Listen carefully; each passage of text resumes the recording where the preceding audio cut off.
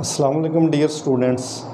First year chemistry chapter 1 हम discuss कर रहे हैं और आज हम जो टॉपिक डिस्कस करने लगे हैं वो है यील्ड। निस्बतन आसान टॉपिक है।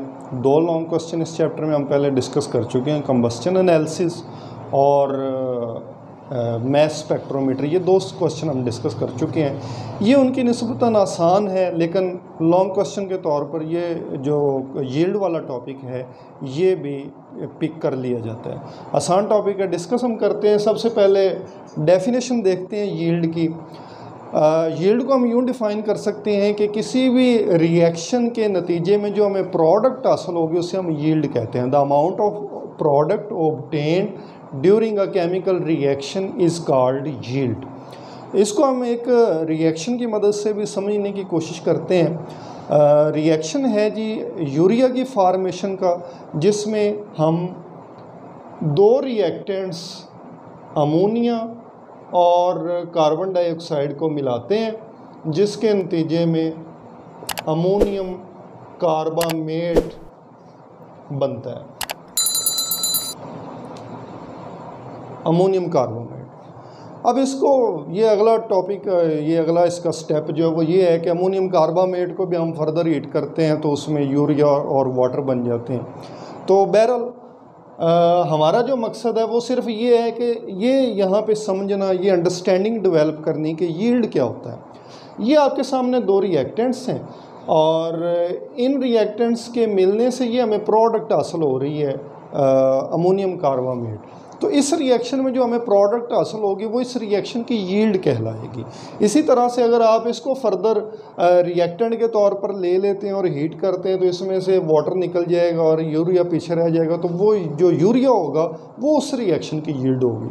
तो मेरा ख्याल है कि ये कॉन्सेप्ट क्लियर हो गया होगा कि यील्ड क्या होता है। मैं रिपीट कर देता हूँ डेफिनेशन को। The amount of product obtained during a chemical process is called yield. अब आते हैं इसके बाद इसकी टाइप्स की तरफ कि यील्ड की टाइप्स कौन कौन सी हैं। यील्ड की 2 टाइप्स हैं। एक है एक्चुअल यील्ड, जिसको हम एक्सपेरिमेंटल यील्ड भी कहते हैं, और दूसरी हमारे पास है थ्योरेटिकल यील्ड। तो पहले जो है वो मैं डिस्कस करना चाहूँगा थ्योरेटिकल यील्ड क्या है, फिर हम एक्चुअल यील्ड की तरफ आते हैं। थ्योरेटिकल यील्ड ये है, जैसे आपके सामने मैंने लिखा कि ये फॉर एग्ज़ाम्पल अमोनिया है, इसके आप 17 ग्राम्स मिला रहे हैं। कार्बन डाइऑक्साइड के आप 44 ग्राम्स मिला रहे हैं। अगर इसका भी 1 मोल हो, इसका भी हम 1 मोल ले रहे हैं, तो इसके 17 ग्राम्स हैं, इसके 44 ग्राम्स हैं। तो जो हमें यहाँ पे हासिल हो रहे हैं वो हो रहे हैं 61 ग्राम्स। अब ये आइडियल चीज़ है, एक आइडियल चीज़ें हमने जो है वो सेट कर दी हैं यहाँ पे। क्या आइडियलिटी है कि जितनी अमाउंट रिएक्टेंट्स की आप मिला रहे हैं उतनी ही आपको प्रोडक्ट हासिल हो रही है। ये थ्योरेटिकल यील्ड है। थ्योरेटिकली पॉसिबल है, ये पेपर के ऊपर सिर्फ पॉसिबल है, लेकिन जब आप लैब में ये काम करेंगे तो लैब में ये पॉसिबल नहीं है। लैब में ये जो जितने रिएक्टेंट आप डालते हैं आपको उतनी प्रोडक्ट कभी भी हासिल नहीं होती। हमेशा प्रोडक्ट जो है वो रिएक्टेंट से आपको लेस हासिल होती है। तो ये जो एक्चुअल यील्ड है ये हमेशा थोड़ी होती है। ये 60% हो सकती है, 70 हो सकती है, 80 हो सकती है, 50 हो जाती है, लेकिन ये एक फैक्ट है कि ये 100 नहीं होती। एक्चुअल यील्ड जो है वो हमेशा थ्योरेटिकल यील्ड से लेस होती है। इसीलिए एक्चुअल यील्ड को हम एक्सपेरिमेंटल यील्ड भी कहते हैं। The yield obtained through an experiment, जो हम लैब में हासिल करते हैं चीज़, जो प्रैक्टिकली एक चीज़ हम हासिल करते हैं उसको हम एक्सपेरिमेंटल यील्ड कहते हैं। ये ऐसे ही है, मैं अक्सर बच्चों को एक एग्जांपल बताता होता हूँ कि हमने कंस्ट्रक्शन शुरू करनी है, हमारे पास एक नक्शा है, प्लाट है, 10 मरले का सपोज प्लाट है। हम एक्सपर्ट्स के पास चले जाते हैं, मिस्त्री के पास चले जाते हैं कि जी कितनी ईंटें लगेंगी, कितनी दिहाड़ियाँ, कितने मज़दूर, सरिया, सारी कैलकुलेशन करते हैं। 2-3 लोगों से हम कैलकुलेशनें करवा लें, करीब करीब आएंगी, हमको उनका एवरेज निकाल लें। फ़र्ज़ करें 10 मरले की कंस्ट्रक्शन में हमारा जो ख़र्चा है वो 70 लाख आ रहा है। ये तो हो गया थ्योरेटिकल काम। लेकिन जब हम एक्चुअली वो मकान तमीर करेंगे, तमीर शुरू कर देंगे, 2-4 महीने गुजरेंगे, मिड हो जाएगा, उसका मुकम्मल हो जाएगा, तो मुकम्मल होने के बाद हमें पता चलेगा कि हमारा एस्टीमेट और था और कंप्लीशन के बाद जो चीज़ हमारे सामने आई है वो और चीज़ आ गई है। तो ये डिफरेंस आ जाता है। काफ़ी सारे उसके फैक्टर्स होते हैं। हो सकता है चीज़ें महंगी हो गई हों उस दौरान, कोई चीज़ सस्ती हो गई हो, दिहाड़ियाँ मिस्त्री की ज़्यादा लग गई हो, सीमेंट की ज़्यादा खपत हो गई हो।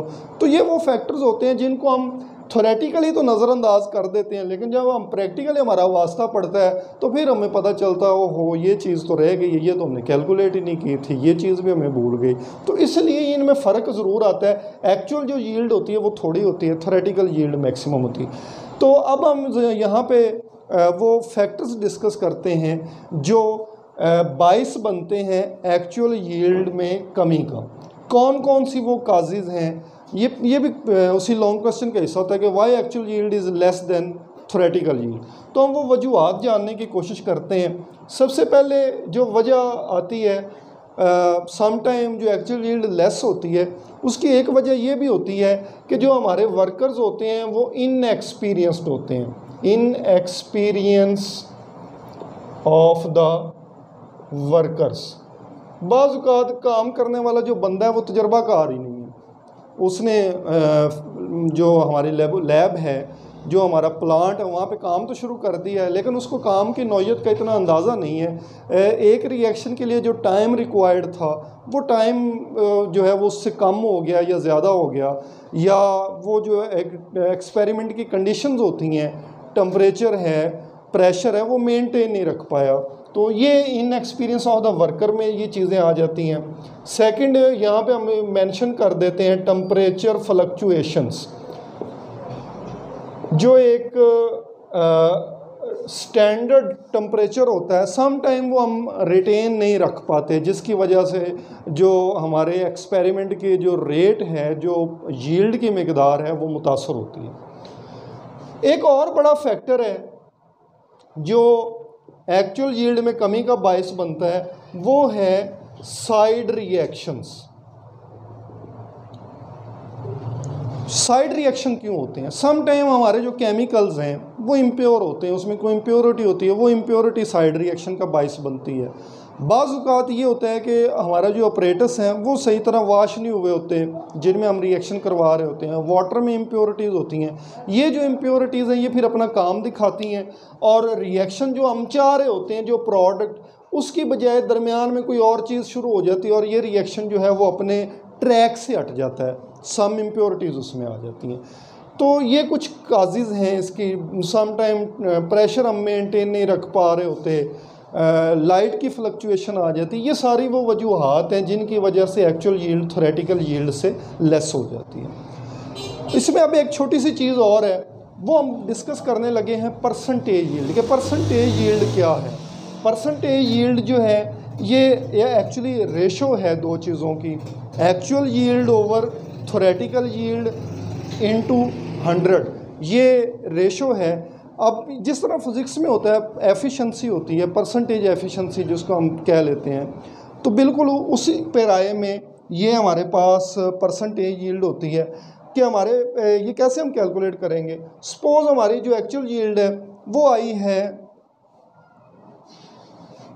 70%, 70 ग्राम आ गई। थ्योरेटिकल यील्ड हमें कहती है कि इस एक्सपेरिमेंट की जो यील्ड आनी चाहिए थी वो आनी चाहिए थी 100 ग्राम्स। इसको हम 100 से मल्टीप्लाई करेंगे in order to calculate the percentage, और हमारा जो आंसर यहाँ पे आएगा वो आएगा 70%। इसका मतलब ये है कि हमारे इस रिएक्शन की जो एफिकेसी है या एफिशिएंसी जो है वो है 70%। हम अपने मकसद में 70% कामयाब हुए हैं, 30% जो है वो हम आइडियलिटी से डेविएट कर गए हैं। 30% हमारी जो वैल्यू है वो कम आई है, और वो जो वैल्यू कम आई है या हमारी जो यील्ड कम आई है वो इनमें से किसी भी फैक्टर की वजह से हो सकती है। अगर हम इन फैक्टर्स को ओवरकम कर लें, हमारे वर्कर्स एक्सपीरियंस्ड हों, टेम्परेचर जो है वो मेंटेन रहे, कोई साइड रिएक्शन ना हो, तो ये जो 70% है इसको आप फर्दर इन्हेंस कर सकते हैं। आप 75 तक, 80 तक, 85 तक भी जा सकते हैं। तो ये कुछ पैरामीटर्स थे। मैं इसको सम अप कर रहा हूँ अगेन टॉपिक को। यील्ड में आज हमने डेफिनेशन देखी सबसे पहले, देन हम एक एग्जांपल इसकी हमने स्टडी की, उसके बाद इसकी टाइप्स की तरफ हम आ गए जिसमें एक्चुअल यील्ड, जिसको एक्सपेरिमेंटल यील्ड भी कहते हैं, ये एक ही चीज़ के दो नाम हैं। फिर हमने थ्योरेटिकल यील्ड को देखा, ये आइडियल चीज़ होती है, जितने आपने रिएक्टेंट डाले हैं उतने प्रोडक्ट हमें मिलने चाहिए। ऑन पेपर ये चीज़ जो है वो होती है, एक्चुअली ये चीज़ एग्जिस्ट नहीं करती। फिर काजेज़ हमने डिस्कस की कि क्यों एक्चुअल यील्ड जो है वो स्मॉलर होती है as compared to theoretical yield, और इन द एंड हमने परसेंट ये यील्ड जो है वो डिस्कस की। उम्मीद है कि आपको आज के लेक्चर की अंडरस्टैंडिंग हुई होगी। Thank you.